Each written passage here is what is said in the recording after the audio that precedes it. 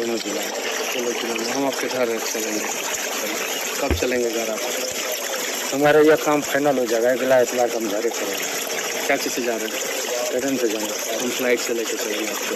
चलेंगे मेरे साथ, चलिए चलेंगे।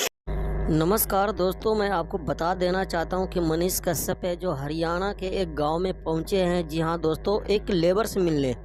जी हां दोस्तों, आपको बता दूं कि ये लेबर है जो बिहार का रहने वाला है और ये 13 महीने से है जो घर नहीं गया दोस्तों। जी हां दोस्तों, और क्यों नहीं गया ये आपको बता दूं कि मनीष कश्यप गए हुए थे जेल और इसका कहना था कि जब तक मनीष कश्यप है जो जेल से बाहर नहीं आ जाते तब तक मैं घर नहीं जाऊँगा।